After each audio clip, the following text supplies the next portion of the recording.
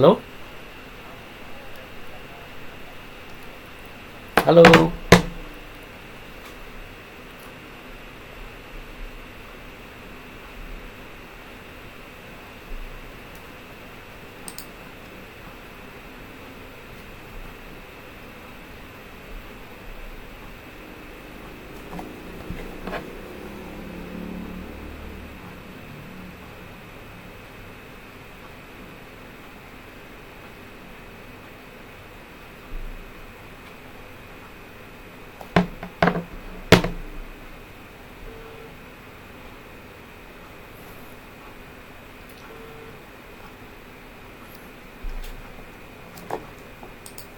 Okey, selamat petang.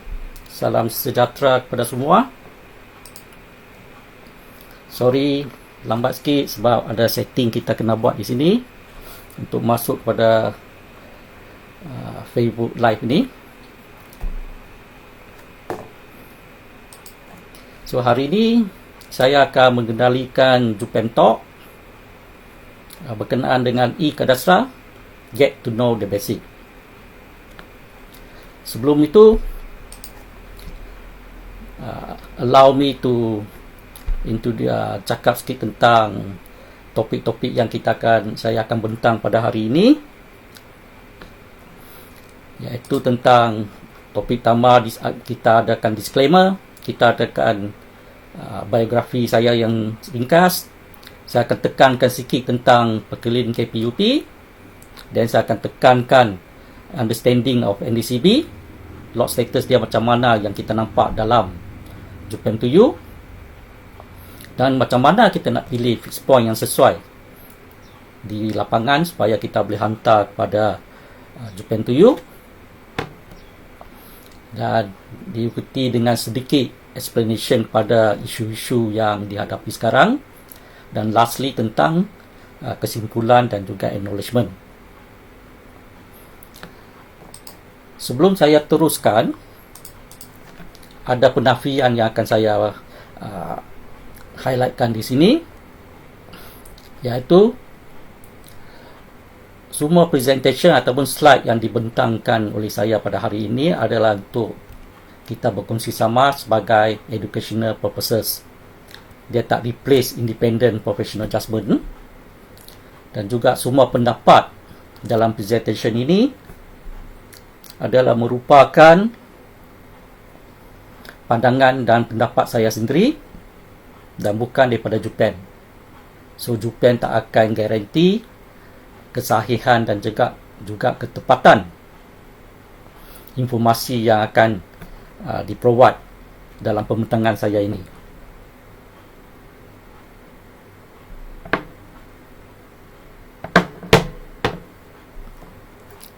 Sedikit biografi tentang diri saya. Saya sekarang ni attached to section perundangan kadastra di bahagian kadastra. Saya mempunyai juga 22 tahun pengalaman dalam ukur kadastra, dan baru-baru ini ditauliahkan ataupun diiktiraf sebagai SME dalam ukuran kadastra. Saya juga merupakan seorang registered land surveyor, dan sebenarnya saya telah terlibat dengan pengkomputeran jabatan sejak 1992 lagi.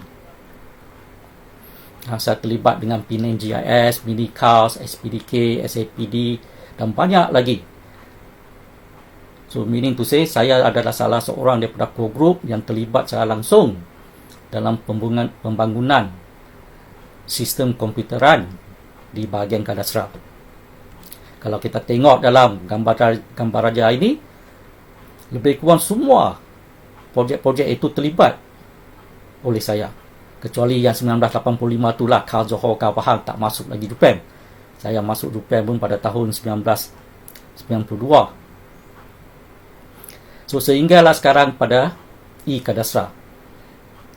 E-Kadastra dibangunkan pada tahun 2006 dan mula diguna pakai pada tahun 2010 di semua Jupen negeri.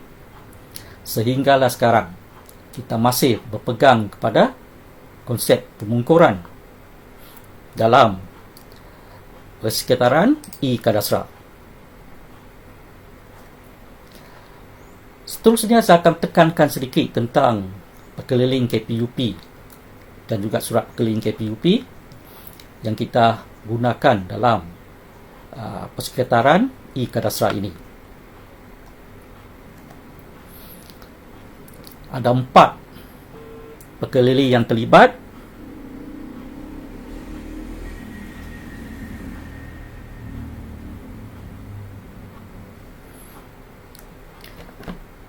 Ada 4 perkeliling yang terlibat di sini.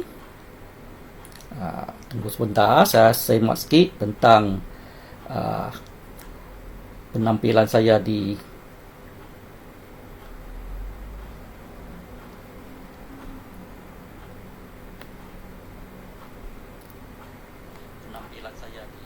boleh dah masuk livebook. Saya guna handphone untuk chat. Sekarang ni semua pakai handphone, pakai mudah ni ya. IoT, kita mengamalkan IoT. So jadi saya rasa saya boleh teruskan tanpa was-was lah.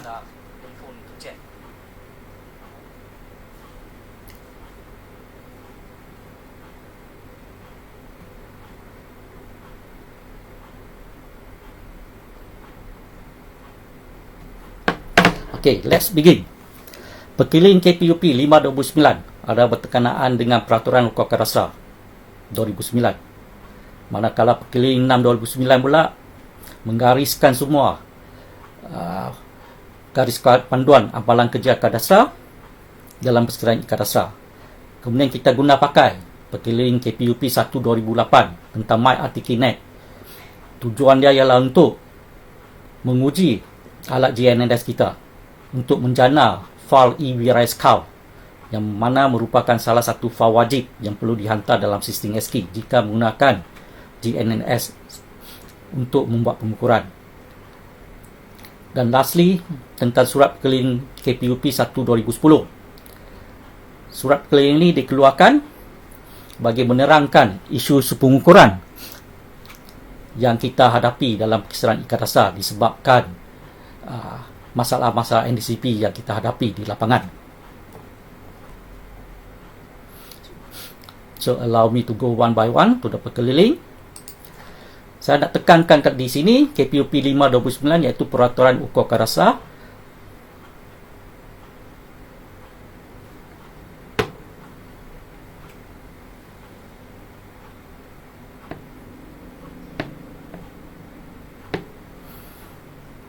Bab yang terakhir iaitu bab 10, pengecualian.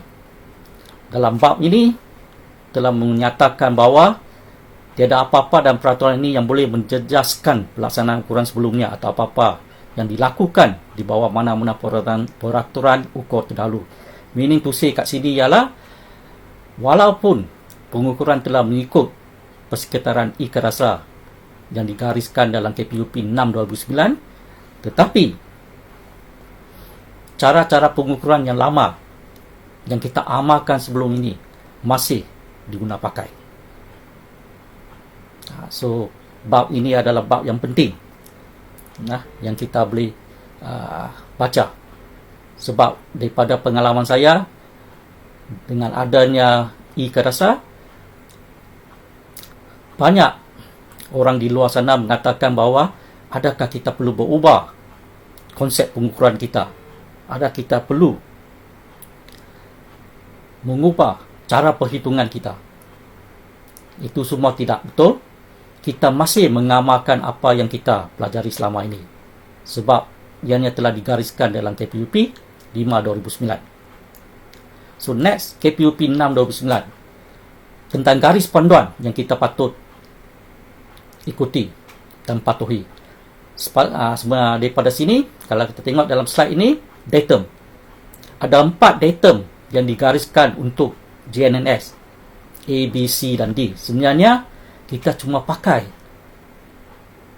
datum GNSS yang digariskan dalam peringkat D,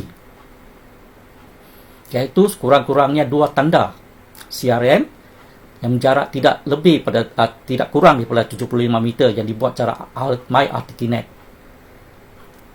So disebabkan kita perlukan 3 fixed point, kalau hendak menggunakan CRM sebagai data, kita perlu buatlah 3 CRM dengan jarak antara satu sama lain tidak kurang pada 75 meter. Ini adalah kerana dengan pengukuran GNSS, lebih panjang jarak itu, lebih jitu hasilnya. Dan juga dalam KPUP 6 2009, sebenarnya kita boleh guna pakai CRM yang dijumpai di lapangan. Yang 4 datum tadi itu, yang 4 ringan yang digariskan untuk GNSS tadi itu adalah untuk CRM yang baru.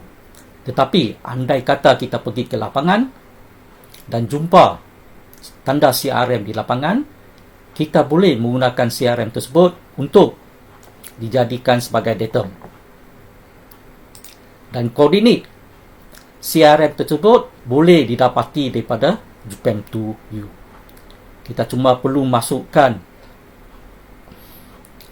nombor siri CRM berkenaan, dan daripada sana kita boleh klik dan dapatkan koordinat.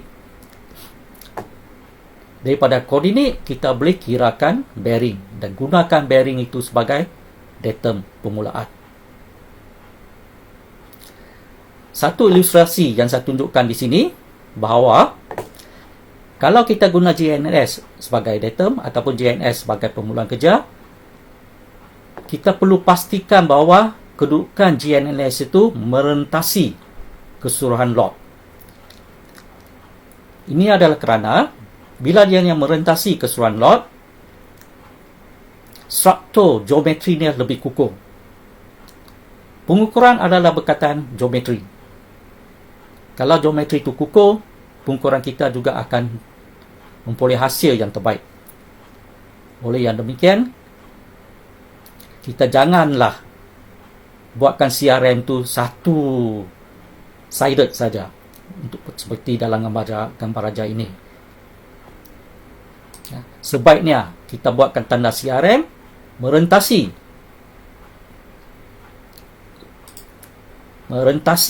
kawasan yang kita ukur. Ini adalah untuk mengukurkan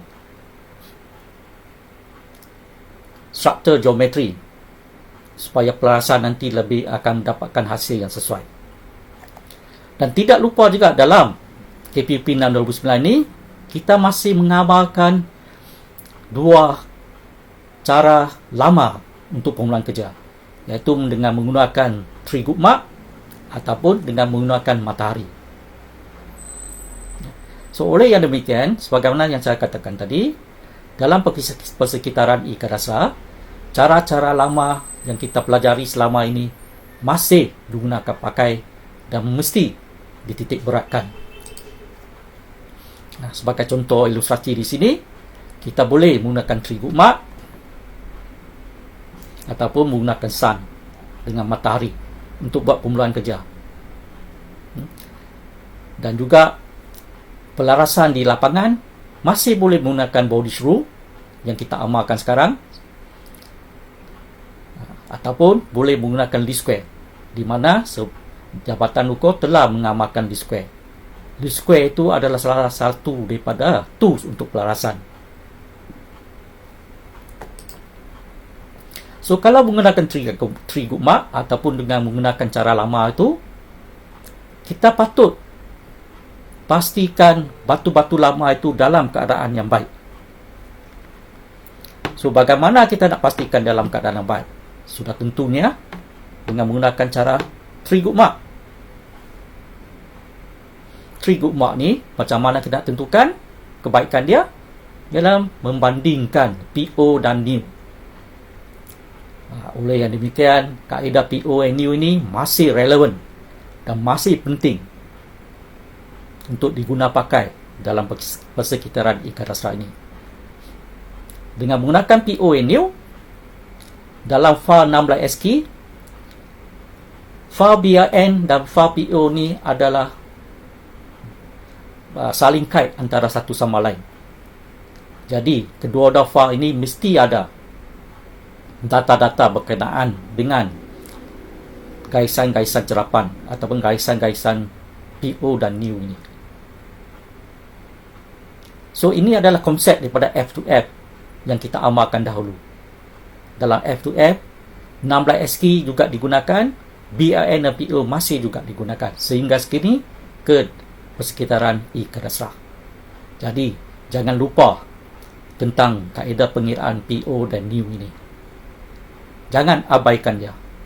Ini hanya sangat penting untuk kita tentukan tanda-tanda lama itu dalam keadaan yang baik. 25 stesen untuk close ataupun 1 km masih kita amalkan. Dan ia digariskan dalam KPUP 609. Dan tahukah anda bahawa setiap jarak dalam boundary tidak boleh melebihi 300 meter. Yang digariskan dalam KPUP 609. Tapi ada kalanya kita masih nampak garisan-garisan sepadan yang melebihi 300 meter ataupun ukuran semula untuk lot-lot lama. Lot-lot lama seperti di lot-lot sawah, lot-lot padi, ada yang melebihi 300 meter. Jadi dalam sistem ikerasan ni, dan ianya telah dinyatakan dalam KPUP 2009, so bagi mana-mana garisan sepadan yang melebihi 300 meter, sistem akan blok dan kerja tidak boleh diteruskan. Oleh yang demikian, sila pastikan sempadan, garisan sepadan tidak boleh lebihi 300 meter ataupun kurang daripada 10 cm. Mengapa kurang pada 10 cm? Ini ada sebab tolerance yang kita gunakan untuk pelarasan ialah 0.05, iaitu 5 cm yang paling kecil. Itu yang sebaiknya. Kalau kita menggunakan tolerance 5 cm, andai kata ada batu-batu sepadan yang kurang pada 10 cm, kemungkinan batu-batu tersebut akan disnapkan kalau kita besarkan tolerance itu kepada 10 cm. Jadi adalah sangat bahaya jika batu-batu yang berdekatan dibuat kurang pada 10 cm. Salah satu contoh yang boleh saya tunjukkan di sini, tanda sepadan 6 ini, stesen 6 ni, dalam garisan 6 ni hanya 15 cm. Ianya sangat pendek. So macam mana kita nak tanam di lapangan? Batu sepadan kita pun lebarnya 7.5 cm. Pepaku yang paling kecil, diameter dia pun 1.5 cm. Itu ni tanpa payung. Kalau pepaku yang ada payung, lebarnya ialah 4.6, lebih kurang 4.6 cm. So oleh yang demikian, nasihat saya ialah semasa kita membuat pre-complaint ataupun permohonan ukur, cuba elakkan terbitnya garisan-garisan sepadan yang pendek.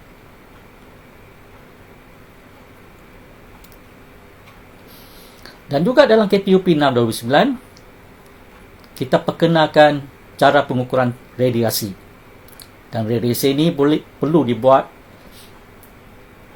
dengan jarak tidak melebihi 300 meter dan berdasarkan single leg sahaja. Apa maksud dia single leg? Single leg ni maksud dia seperti dalam gambar raja ini, daripada session kita cuma tembak satu garisan sahaja. Ini dimaksudkan single leg, satu kaki. Jangan kita buat gitu. Ini dapat jadi multiple leg. Banyak garisan ditembak, diambil serapan. Kecualilah stesen daripada 8 ni ditutup pada 10. So dia menjadi single leg.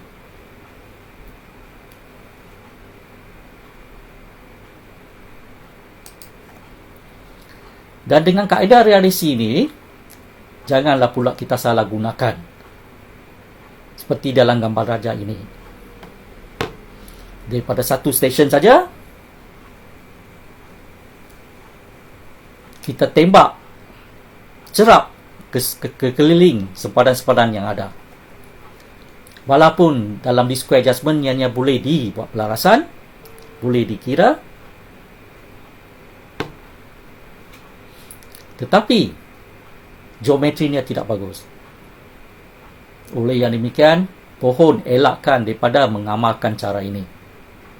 Jangan daripada satu session kita buat cerapan keliling ke semua tanda-tanda sepadan bagi lot yang diukur. Walaupun hanya digariskan dalam KPUP 6 2009 bahawa kita boleh menggunakan cara radiasi. So janganlah. Online mark, tanda-tanda atas garisan. Kalau kita tengok KPUP 6 2009, tanda-tanda garisan ini dibuat cara offset ataupun boleh dibuat cara radiasi. Bagi pengalaman saya, sebaiknya kita jangan amalkan cara begitu. Ini sebagai salah satu contoh. Tanda-tanda online ini, yang kuning, yang brown color ini, ditanam daripada stesen trabas. Ini pun lebih kurang terbaik. Boleh kata lebih elok sebab dia ada tangkap pada kedua-dua hujung lot yang akan diukur. Tapi apa kata kalau dia tidak tangkap kedua-dua lot yang akan diukur ni, dia cuma tanam dua ni. Itu satu masalah. Oleh yang demikian, kita tak akan dapat nanti baki garisan ini dan juga online. Sebab kita telah diasuh daripada pembelajaran sejak dulu lagi. Kalau ciri-ciri sempadan itu, ciri-ciri lama sempadan itu dalam bentuk online, dalam pengukuran terkini pun kita cuba kekalkan online-nya. Jadi macam mana kaedah terbaik untuk kekalkan online-nya? Kita guna kaedah yang kita pelajari, iaitu kaedah yang kita buat selama ini. Jangan lupa tentang kaedah ini. Kita duduk di kedua-dua penghujung dan tanam cara online. Ini adalah kaedah yang terbaik. Oleh yang demikian, jangan buat cara radiasi bagi tanda-tanda online. Buat cara online yang kita belajar. Untuk housing estate contohnya, pengukuran housing lot. Dulu ni semua kita buat cara begini.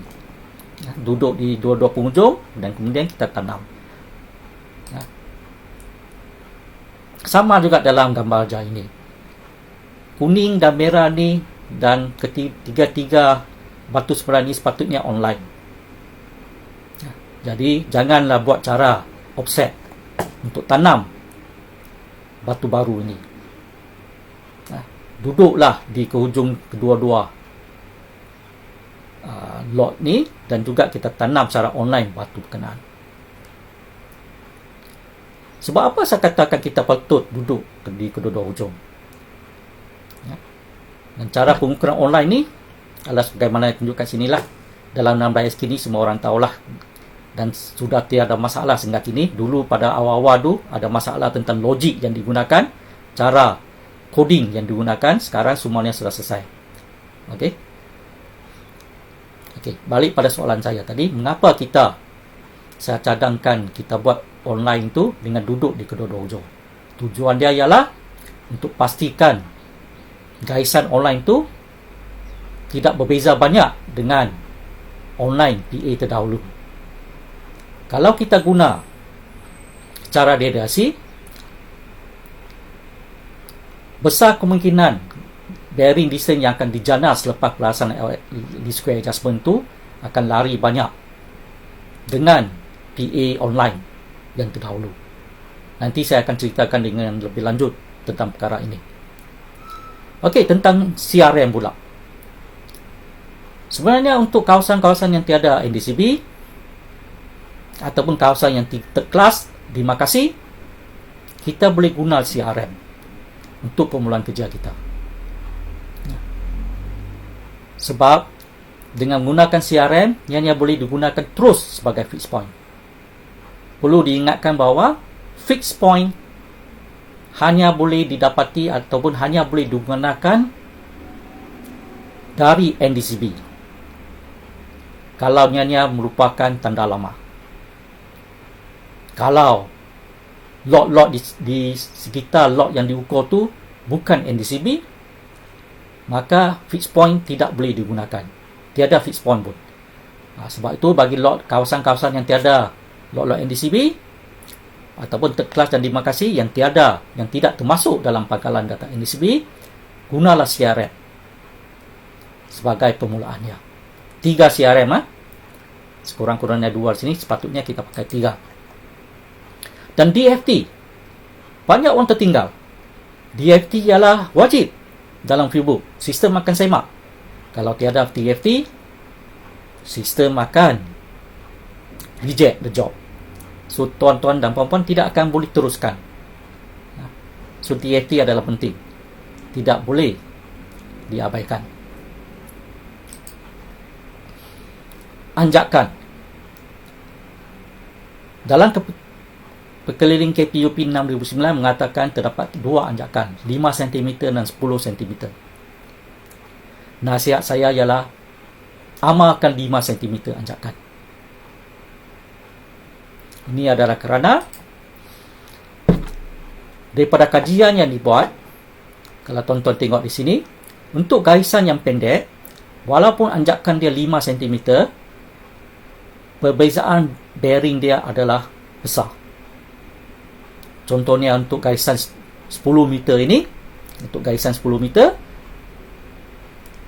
walaupun perbezaan bearing dia 17 minit, anjakan dia masih 5 cm dan masih boleh diterima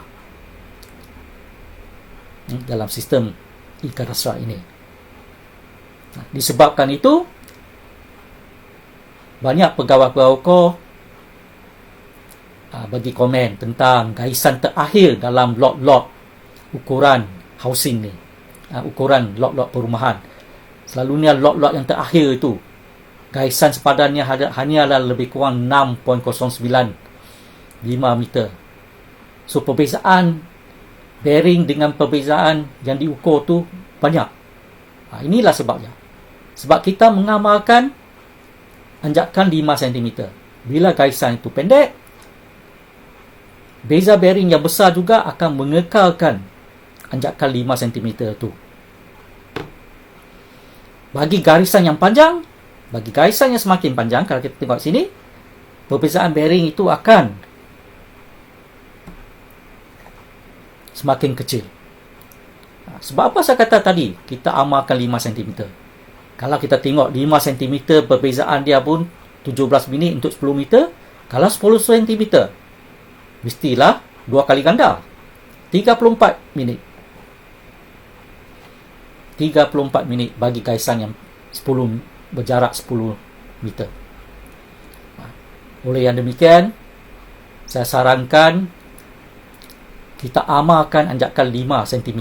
Itu yang terbaik untuk kerja-kerja pengukuran kita. Dalam KPUP 6 2009 juga menyatakan bahawa jika berlaku anjakan yang melebihi had tadi, kita perlu buat penandaan semula, iaitu refix.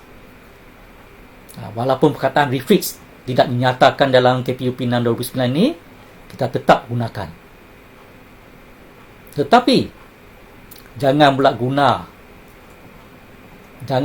salah guna istilah radiasi itu untuk buat refix dengan cara coordinate to coordinate. Kalau kita buat cara ini, habis lingkup.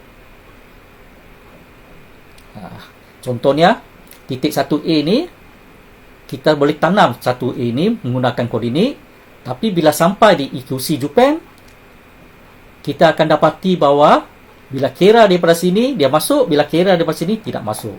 Dia masuk sebahagian saja. Jadi kerja itu di Curie.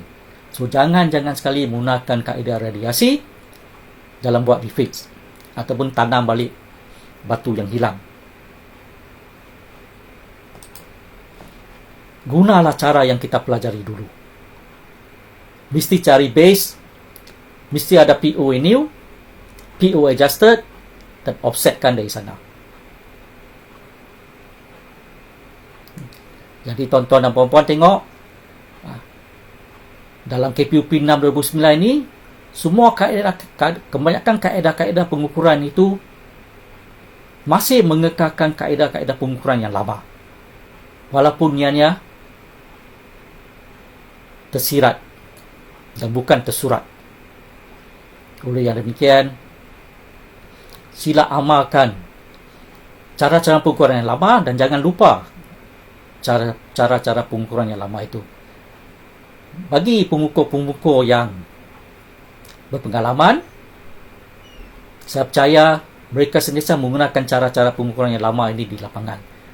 Tetapi bagi pengukur-pengukur yang baru, yang masih tidak terdedah kepada cara-cara pengukuran lama ini, besar kemungkinan dan kebanyakannya akan mengadaptasikan apa yang dibaca dalam KPUP 6 2009 ini.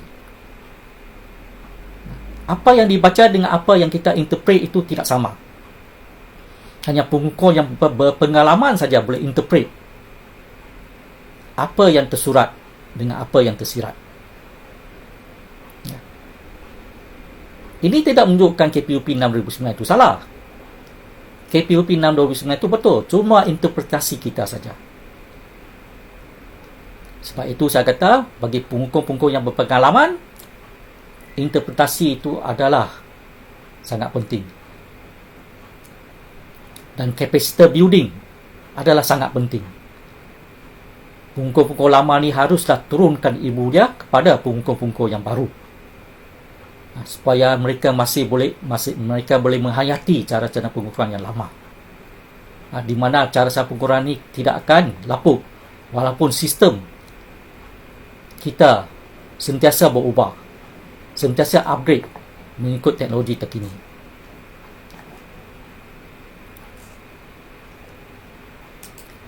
Itulah garis panduan 6 KPUP 6 2009 yang saya hendak tekankan.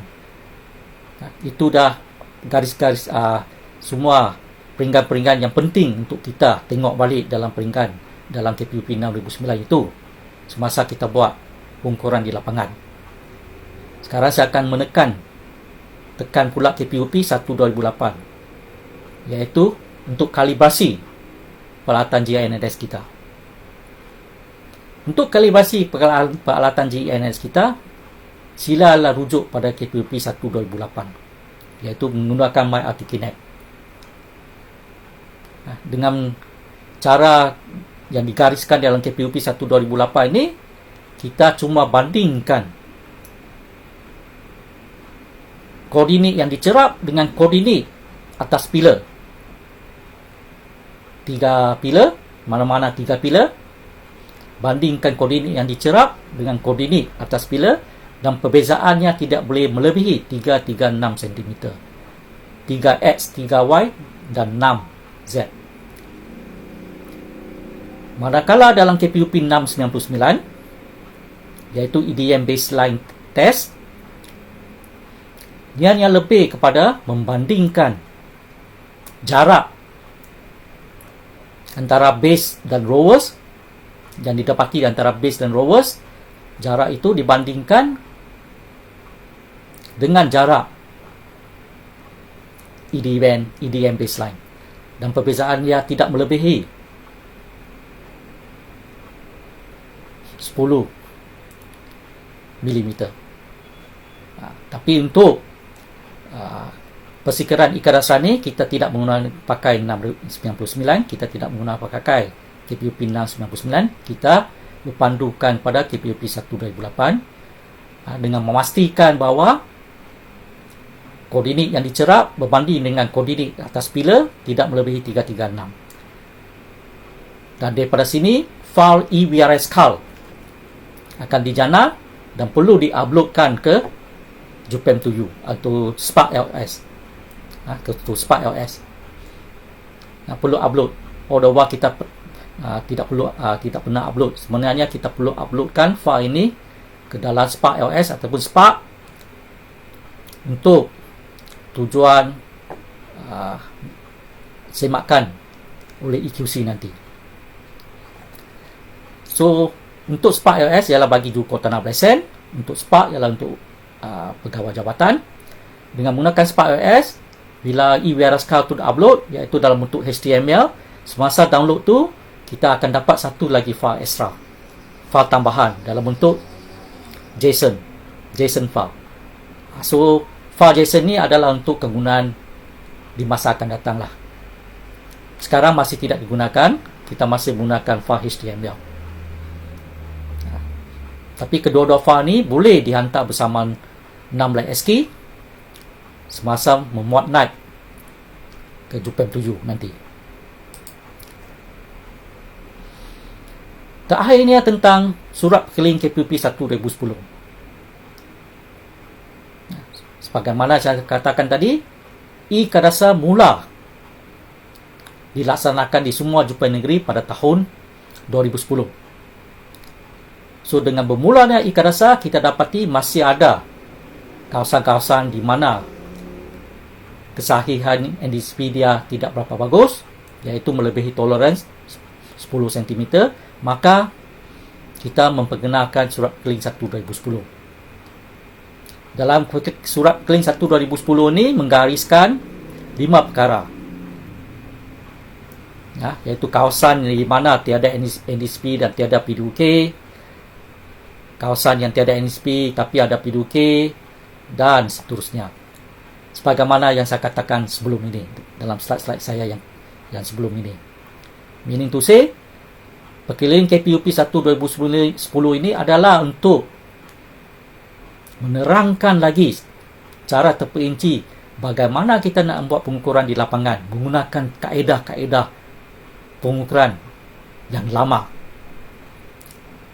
Meaning to say, pengukuran lama, cara-cara lama yang telah saya bangkitkan tadi, kita masih amalkan. Dan ini telah digariskan dalam surat perkeliling KPUP 1 2010.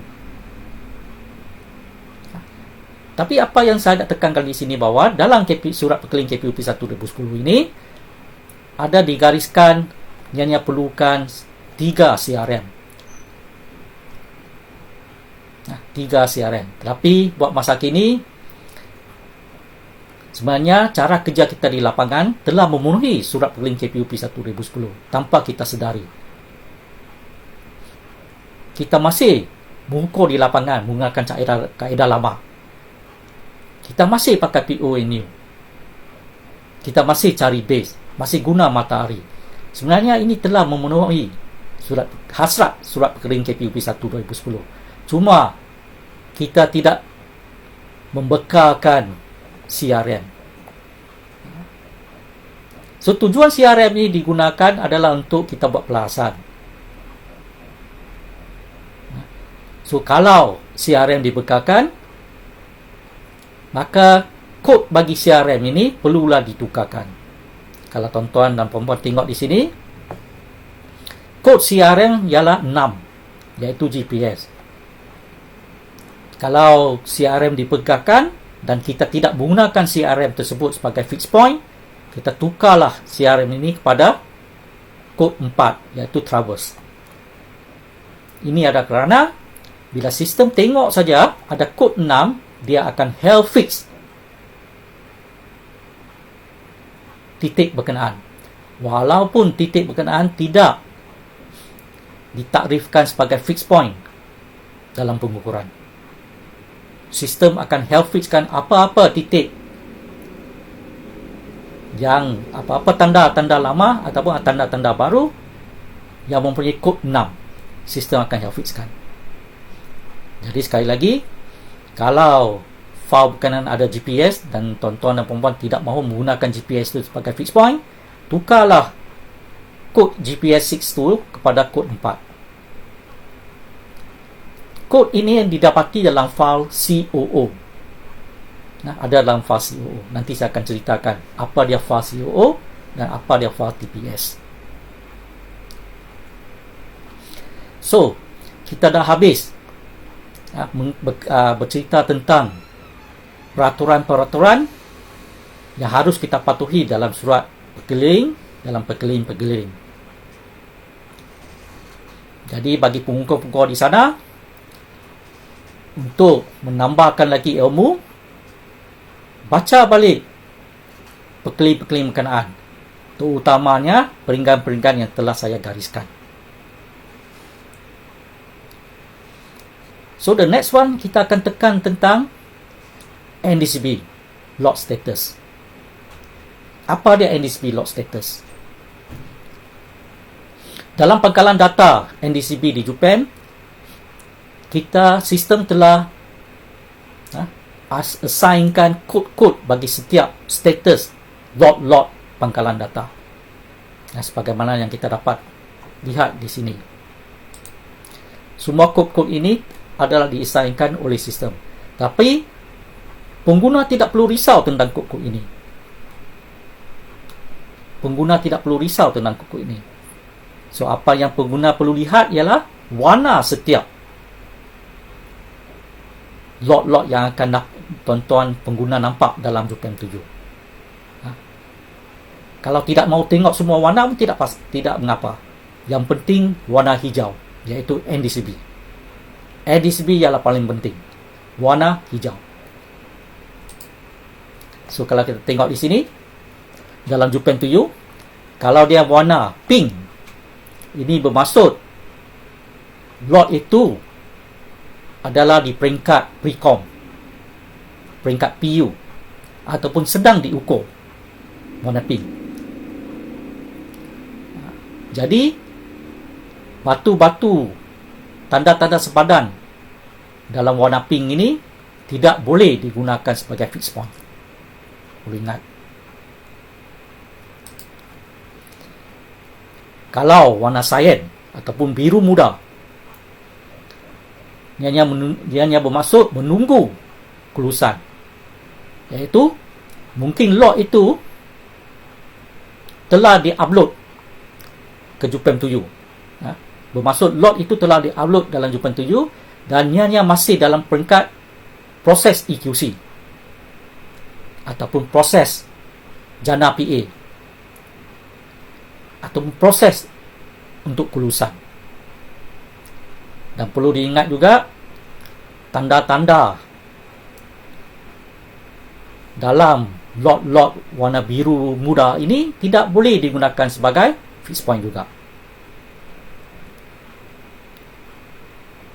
Warna coklat, brown, sama macam sebelum ini, tetapi warna brown ni adalah untuk lot-lot yang dalam lapisan relatif. Kita ada dua lapisan, lapisan absolute dan juga lapisan relatif. Lapisan relatif ini akan kemudiannya kita kemaskinikan ke dalam lapisan absolute. Warna coklat, warna hijau, hijau muda. Ini yang saya titik beratkan tadi. Semua tanda-tanda lama dalam lapisan warna hijau muda ini boleh digunakan sebagai fixed point. Hanya fixed point daripada tanda-tanda lama ini saja, dalam lapisan warna hijau muda ini saja, akan digunakan oleh sistem untuk menentukan bilangan fixed point yang compulsory, yang wajib, iaitu 3, dan juga anjakan koordinat fixed point itu dengan lapisan NDCB tidak melebihi 10 cm. Kalau untuk yang relatif, ianya warna oranye. Dan kemudian inilah kita akan update dalam NDCB, dia akan jadi warna hijau muda. Dan perlu diingat juga, fixed point bagi tanda-tanda dalam NDCB relatif ini tidak boleh digunakan. Oleh yang demikian, perlu ingat, fixed point mestilah daripada NDCB, iaitu lapisan warna hijau muda. Transition lot, shaded. Ini adalah disebabkan pelasan yang tidak betul, disebabkan ukuran terdahulu ada masalah. So, dia akan simpan dalam transition lot. Dan bagi lot-lot yang transition ini juga kita JUPEM akan buat pelasan nanti supaya boleh diupdate ke dalam lapisan NDCB yang berwarna biru muda.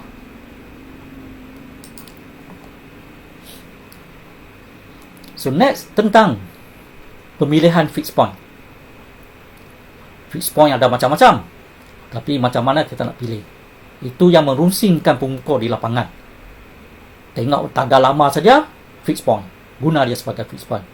Bukan, Ini adalah kriteria yang tersendiri. Dalam Perkeliling 6 2009, fixed point itu perlulah sekurang-kurangnya 3. Sebaiknya 3 dan jangan lebih pada itu. Sebab kalau lebih pada itu, kalau fixed point itu tidak bagus, keseluruhan pengukuran akan menjadi tidak bagus. Jadi 3 fixed point cukup. Dan ianya mestilah ditakrifkan dalam fail TPS. Okay. Ini adalah fail TPS dan CO.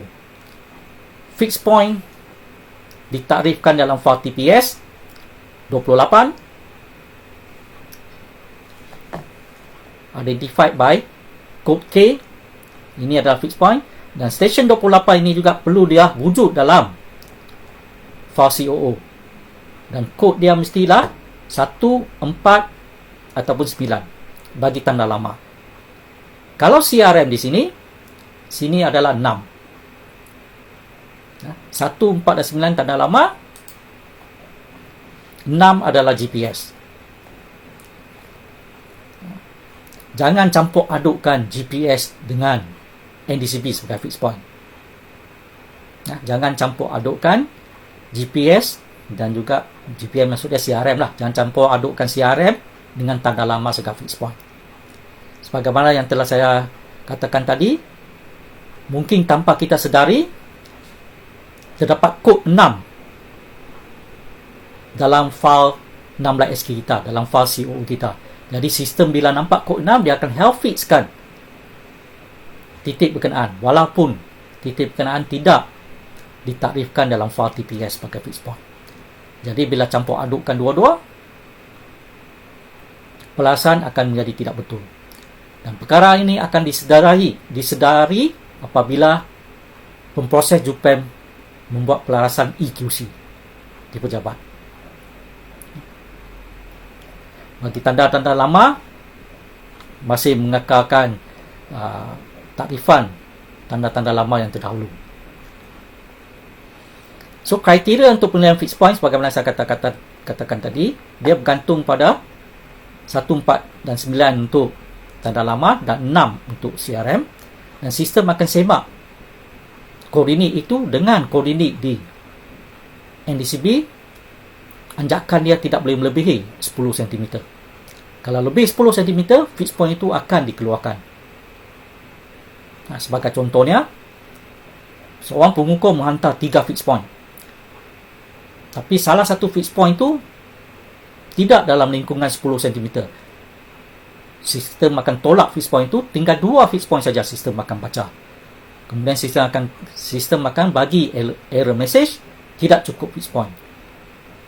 Pengukur pula cakap, saya sudah hantar 3. Mengapa sistem kata 2? Ini adalah kriteria. Dia yang mesti dalam lingkungan 10 cm, anjakan dengan NDCB. Sebagai contoh di sini, kita boleh tengok, kalau fixed point itu adalah NDCB, dia hanya perlu ditarifkan di TPS station 2, sistem akan baca di CO station 2, dan kod dia mesti 1, 4 ataupun 9 di sini.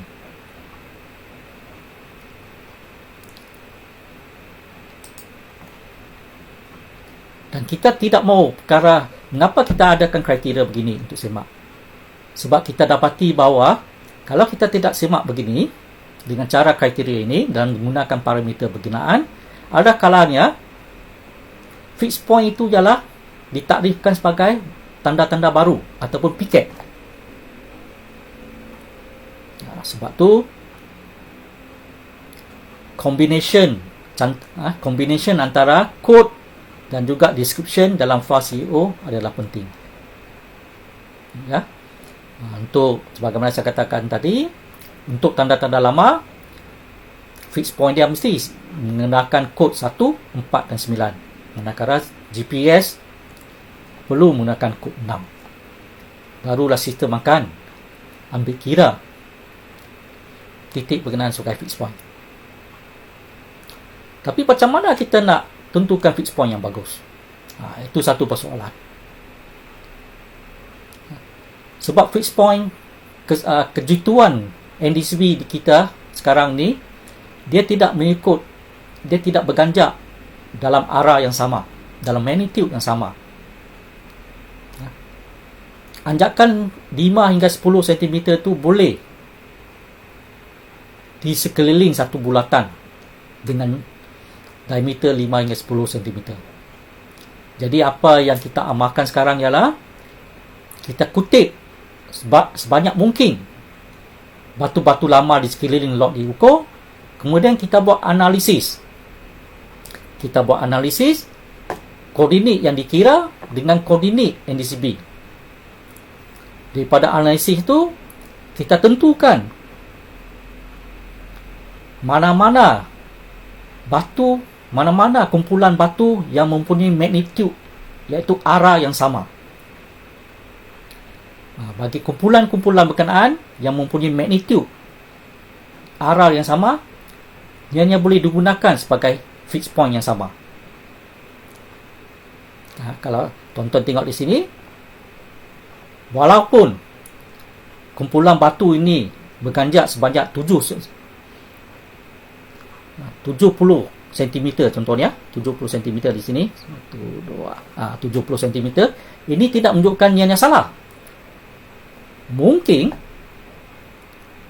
batu-batu yang tidak berganjak ini yang salah, yang menyebabkan batu ini berganjak dalam pelarasan, bukan di atas tanah, dalam pelarasan.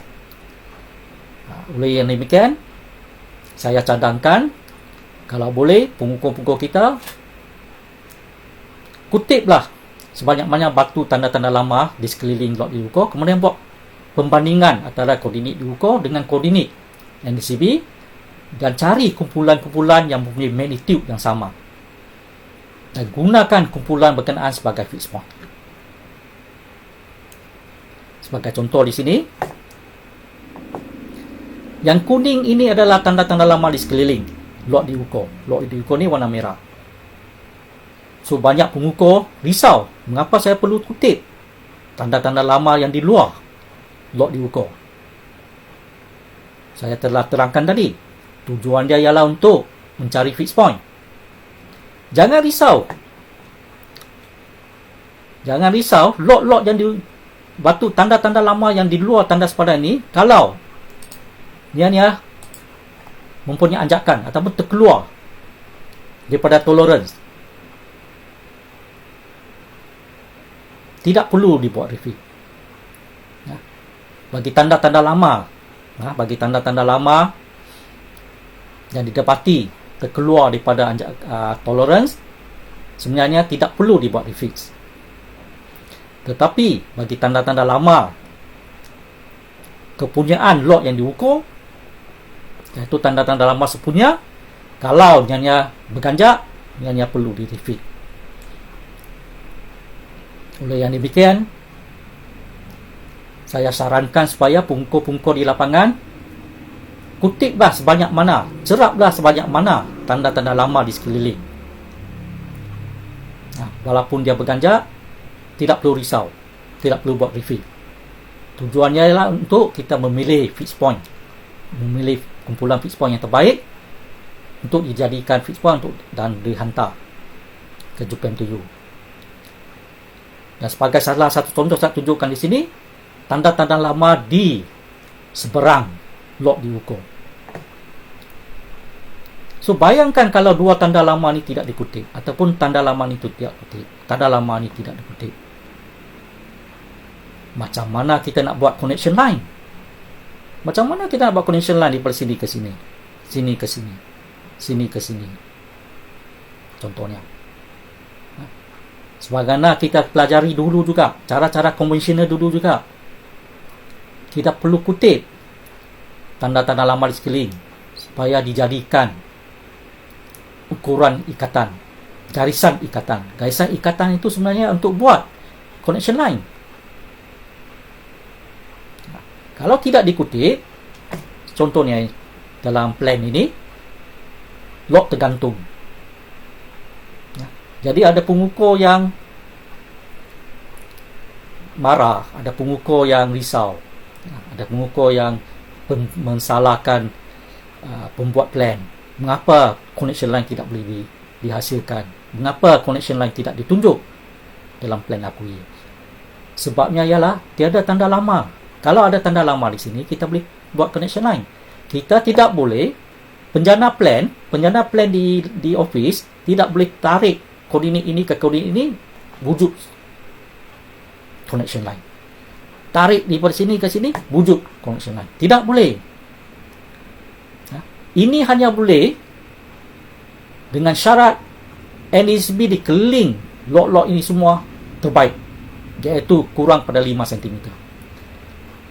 Dan kita boleh buat point to point tarik.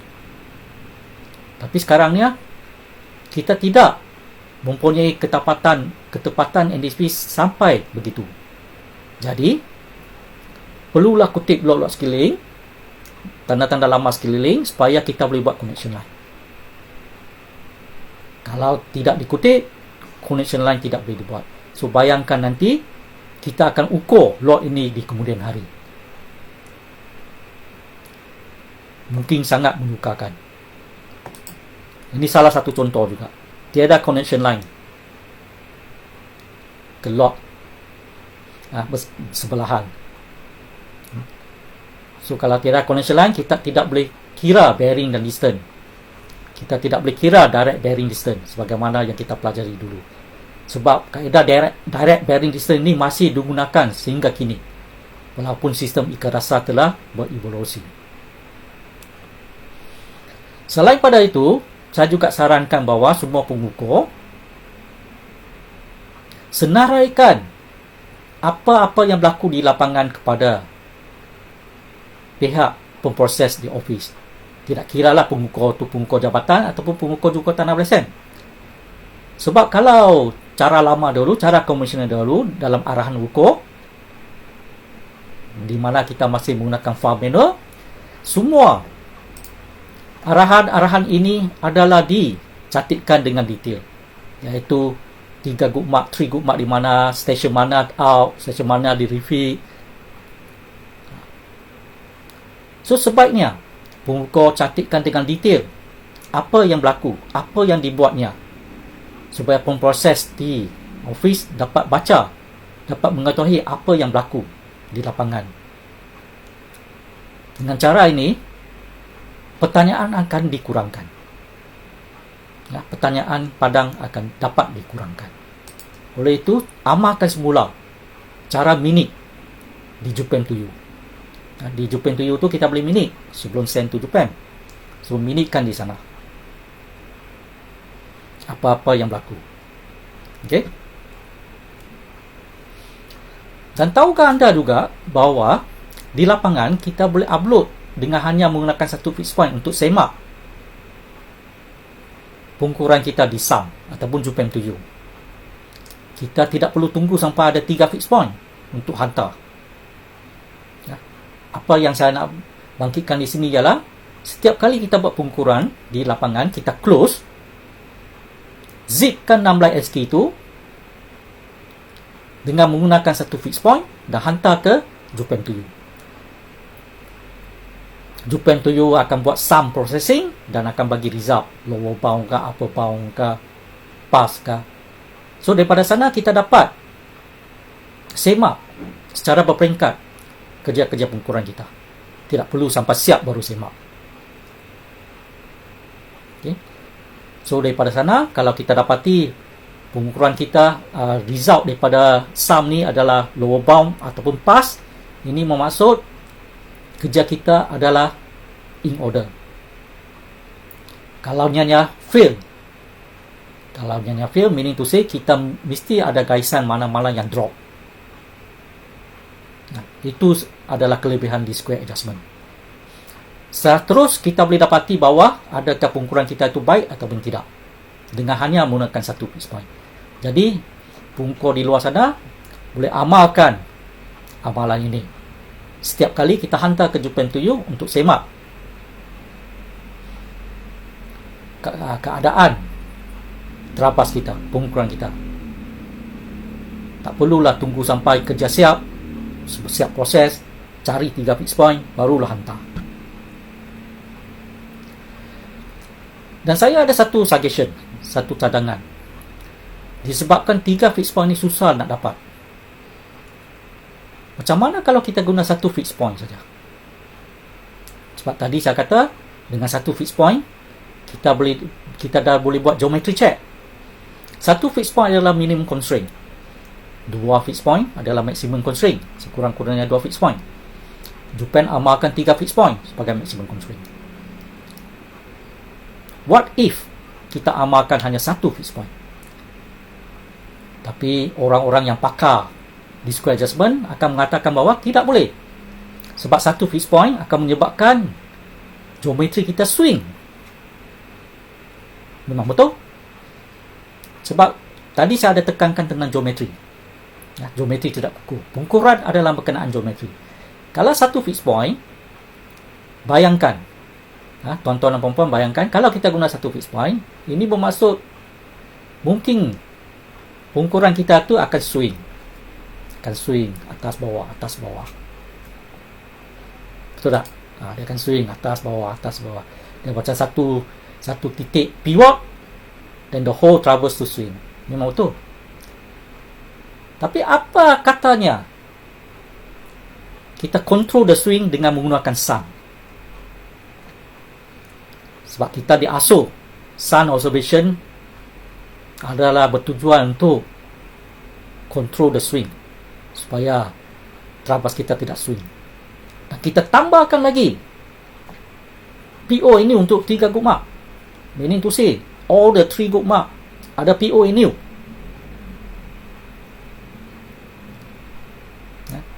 Dengan 1 fix point, control by sun, PO ini untuk semua good mark, saya rasa ini tidak menjadi masalah. Kita fikir-fikirkan. Sebab tu saya letak satu stiker not yet di sini. Ini adalah cadangan saya daripada pengalaman yang saya tengok. Okey, seterusnya saya akan terangkan sikit tentang isu-isu yang berlaku. Mungkin ada perubahan yang tuan-tuan dan puan-puan tidak perasan dalam sistem ikrasa ini. Saya nak tekankan jenis kerja ialah traverse, iaitu untuk hutan simpan, terutamanya untuk hutan simpan. Kalau sebelum ini kerja-kerja hutan simpan tidak perlu Precom SK. Kerja-kerja hutan simpan sebelum ini tidak perlukan Precom SK, dan sempadan-sempadan hutan simpanan ini ditakrifkan dalam kod B TPS. 3 fix point tu perlulah, tak boleh lari, sebab itu maximum constraint yang disetkan oleh Japan. Tapi dalam sistem kini, mulai 2019 ini, setiap jenis kerja traverse hutan simpan ni perlu dihantar Precom SK, iaitu .pub, PUD dan PUL. Untuk kerja-kerja baru untuk kerja baru ataupun untuk kerja-kerja yang lama tapi belum dapat file permanent, perlu hantar Precom SK. Tujuan dia ialah untuk Japan tengok lokasi PU tu di mana, sebagaimana hak milik tanah.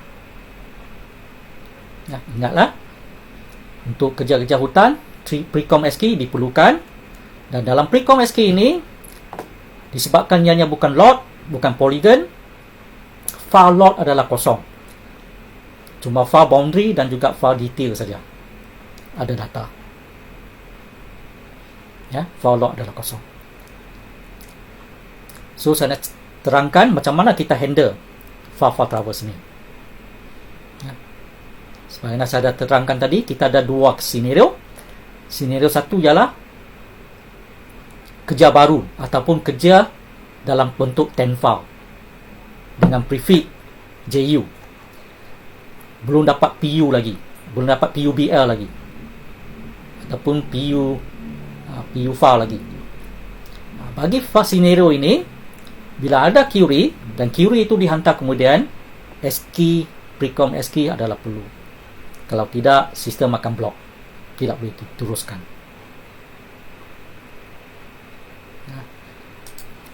Bagi file-file yang telah ada permanent file, iaitu PUBL, PUBLK ataupun PUK, file-file permanent file, tapi Japan query, so bila dia hantar balik itu, dia boleh tekan icon Q. Icon Q ni, dia tekan icon Q ni, precon ASCII tidak akan diperlukan. So meaning to say, kalau dihantar cara ini, file-file yang di query, kita tidak perlu attach dengan precom ASCII. Tapi make sure, kalau file query, kena tekan icon Q ini, supaya sistem tahu bahawa file ini adalah file query dan sistem tidak akan mengambil kira kriteria untuk precom ASCII. EDM calibration file EDM yang tak ada dalam ikat dasar. Ini banyak berlaku. Kerja dah lama buat, belum hantar, tapi tiba-tiba nak hantar, .edm tu tiada dalam sistem ikat dasar. Macam mana? Kerja dah buat, tapi hard copy dia mesti ada lah. Kalau ada hard copy, kita boleh attachkan hard copy ini ke dalam sistem ASCII. Kita attachkan hard copy ini ke dalam sistem ASCII ini dengan menggunakan format EDM underscore dengan prefix EDM underscore nombor alat dan juga tarik EDM itu dan hantar. Walau bagaimanapun, file untuk .edm ini mesti disertakan juga. So .edm ni hantarlah EDM yang terkini. Tidak masalah. Yang masalah sekarang ialah EDM yang lama. Kalau EDM yang lama masih dalam bentuk tiada dalam sistem ikat dasar dan ada dalam bentuk hard copy, attachkan together dengan sistem ASCII dan hantar ke Japan to you. Ukuran semula, banyak orang confuse. Ukuran semula ni ada dua kategori, satu untuk serata dan satu untuk hak milik. Kedua-duanya lebih kurang sama, tapi ada kriteria yang saya akan terangkan di sini.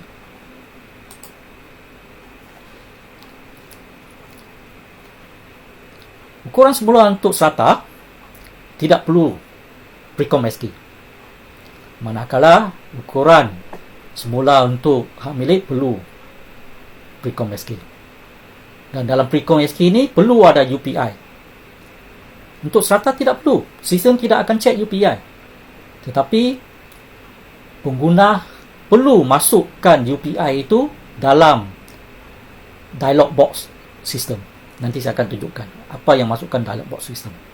So meaning to say, disebabkan tidak perlu precom ASCII, UPI pun tidak perlu, check-in tidak perlu. Apa masuk di sini? Masuk di sini ialah ukuran semula untuk lot-lot serata. Sistem tidak pedulikan sama ada nia dalam lapisan NDCB ataupun tidak. Dulu bukan. Dulu, semua ukuran semula, lot itu mesti ada dalam NDCB, baru kita boleh buat. Tapi sekarang tidak perlu.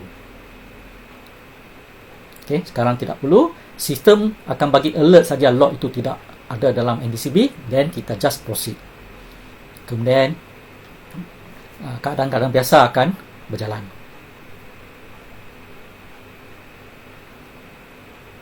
Okay. Manakala untuk ukuran semula hak milik, syarat dia masih tidak berubah. Disebabkan ukuran semula ini, lot lama masih dikekalkan. Jadi dalam precom file ni, 3 precom file ni mesti ada tanda negatif dalam view lot. Okey, mesti ada tanda negatif. Tetapi bila diproses, lot number tu tanda negatif dan juga null tidak boleh diterima.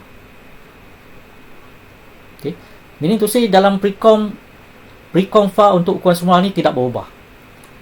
Dia yang masih sama dengan apa yang kita buat sekian lama ini.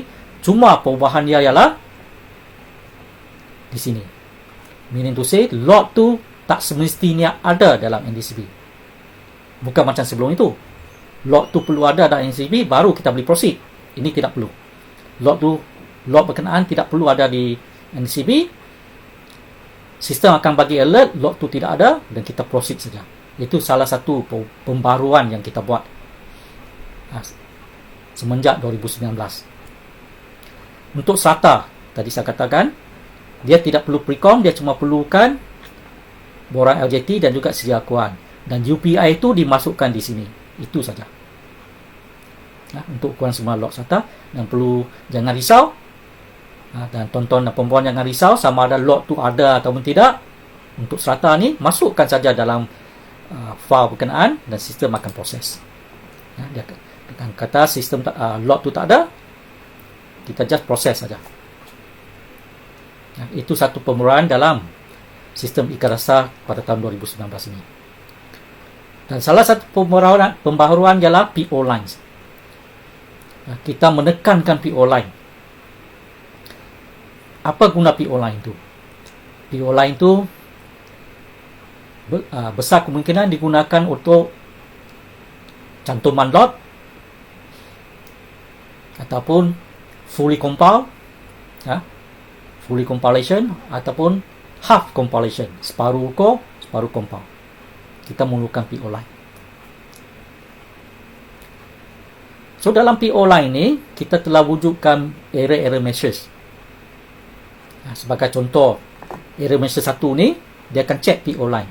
Dan perlu dipastikan kalau tonton dan perempuan menggunakan PO line ini mesti ada coexist dengan APK. Maksud dia data PO line ni, station di PO line ini, di PO file ni mesti perlu ada dalam APK. Kalau tidak, sistem akan block, tak boleh jalan. Okay. Dahulu sistem akan check tanda-tanda lama yang menggunakan PO line dengan NDCB. Kalau anjakan lebih 10 cm, sistem block, tak boleh jalan. Sudah tentu tanda-tanda lama dengan PO line ini akan lebih pada tolerance. So oleh yang demikian, dalam pembaruan ini sistem hanya bagi alert saja. PO station ini tidak overlap dengan NDCB 10 cm, iaitu out tolerance. Tapi sistem tak akan block, kita masih boleh berjalan. Sistem masih berjalan. Kemudian sama ada kerja ni boleh diterima ataupun tidak boleh diterima, EQC akan semak. Macam mana EQC semak? PONU. PONU. Oleh yang demikian, bagi kerja-kerja yang ada PO line, sila adakan PONU. Sila buat PONU. PONU ini mesti ada dalam file PO dan juga file BRN. Dia mesti coexist. Dan sistem akan tunjukkan mana-mana set yang keluarkan mana-mana PONU yang telah dibuat, telah tonton dan perempuan pilih. Dengan PONU ni kita dapat tentukan tanda-tanda itu ada dalam keadaan baik dan boleh diterima. So cara kesimpulannya, bila menggunakan data-data PO, file POSK, file ABKSK, file BRNSK mesti coexist each other. Kalau tidak, sistem akan block. Ini yang saya bangkitkan tadi. Bagi kerja-kerja cantuman, sebelum ini kita perlu pastikan log itu wujud dalam NDCB, iaitu lapisan warna hijau muda tu, baru boleh buat. Dan bearing distance kita compile daripada NDCB supaya tanda PO station itu overlap dengan NDCB tak lebih 10 cm. Kalau kita tak buat begitu, tanda PO dengan tanda NDCB berkemungkinan besar lebih pada 10 cm anjakan. Sistem reject. So apa yang kita buat? Kita perlu ikut NDCB. Jadi rasional di sini ialah, apa andainya data NDCB itu tidak tepat, cantuman kita pun tidak tepat. Itu yang berlaku. Oleh yang demikian, dengan adanya PO ini, kita ubah logik dia. Kalau tuan-tuan dan puan-puan dapati data lot untuk dicantum itu diragui dalam NDCB, tuan-tuan boleh gunakan nilai-nilai daripada PE. Gunakan nilai-nilai pada PE. Tetapi kena make sure, kena pastikan sebagaimana saya katakan tadi, kalau guna PO, FBK, BRM mesti coexist. COO mesti OMA. Mana boleh PO tu UMA kan? COO mesti OMA. Kena pastikan. Kemudian sistem akan check dengan NDCB. Oh, error message tak lebih tolerance melebihi tolerance 10 cm. Doesn't matter. Dia bagi message saja. Tapi nampak sini hijau, sini merah, sini hijau, sini alert saja. Sini masih boleh diteruskan. So kita teruskan. Nah, ini satu pemeran untuk kerja cantuman. Jadi tuan-tuan dan puan-puan di luar sana tidak perlu risaulah.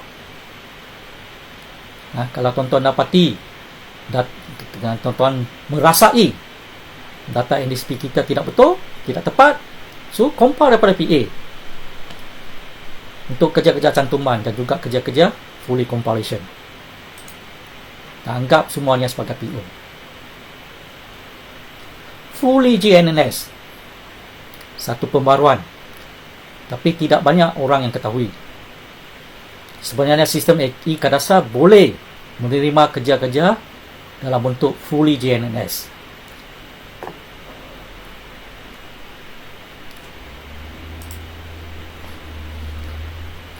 Untuk fully GNNS, kalau tuan-tuan dan puan-puan hendak menggunakan kaedah fully GNNS, iaitu duduk di setiap tanda dengan RTK. Pakai alat GNNS, duduk di setiap tanda lama menggunakan konsep RTK. Saya cadangkan kita buat 2 kali penghantaran, submission. Submission pertama ialah menghantar file-file data-data CRM. Itu tanda-tanda data-data CRM yang tuan-tuan serap itu, hantar dalam bentuk PUBLC, PUBLKC. Contohnya untuk Kelantan, PUBLKC. Untuk jabatan, PUKLC contohnya. Hantar C-file dulu. Sistem akan proses. Syarat dia untuk fully GNNS ialah semua GNNS itu, semua tanda-tanda GNNS itu perlu diproses dahulu di JUPEM dan diupdate ke layer CRM. Barulah pengukuran 16SK boleh dihantar. Nah, itu konsep dia. Sebab tu saya cadangkan kita buat 2 submission. 2 submission ni boleh dikumpulkan sebagai satu, boleh, tiada masalah. Meaning to say, data-data GNNS hantar sekali dengan data-data 16SK. Tapi sebaiknya hantar cara berasingan, hantar data CRM dulu dalam bentuk C-file.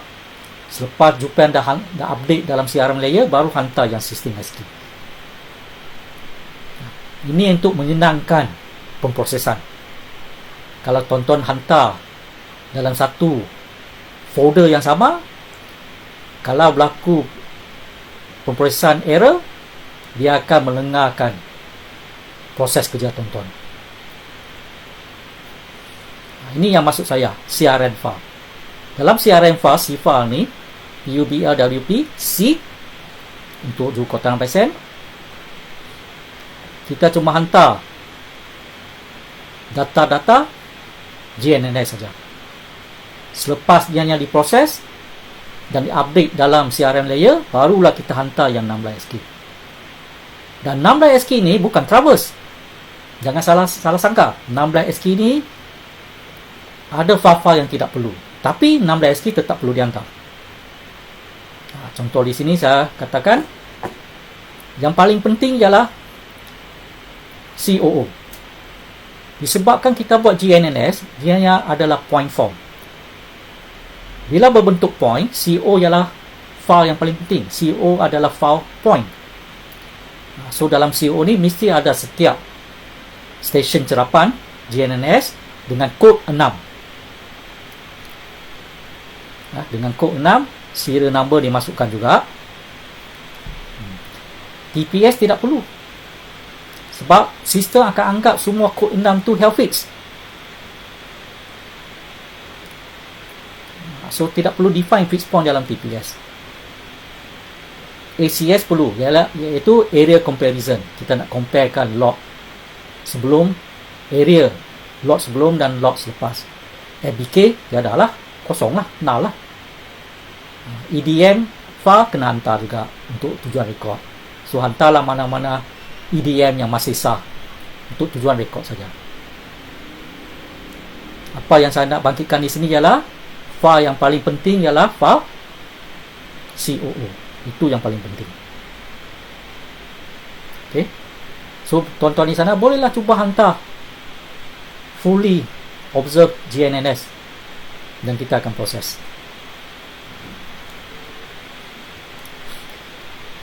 So slide terakhir saya ialah kesimpulan dan juga acknowledgement lah. Tapi sebelum saya pergi pada slide terakhir saya, ingin saya highlight sekali lagi apa yang saya sarankan di sepanjang pembentangan saya. Okay. Iaitu kita masih perlu ukur according to apa yang kita pelajari. Kita perlu ukur apa yang kita pelajari. Jangan lupakan cara-cara pengukuran lama tu, iaitu PO new, baseline. PO new dan baseline itu paling penting. Jangan lupakan. Cara kira anjakan, jangan lupakan. So semua ilmu-ilmu ini perlulah diturunkan daripada satu peringkat ke satu peringkat yang lain supaya kesinambungan ada. So e-Kadasar ni hanyalah satu sistem untuk processing dan juga penghantaran file. Cara kerja masih sebagaimana yang kita pelajari, tidak berubah.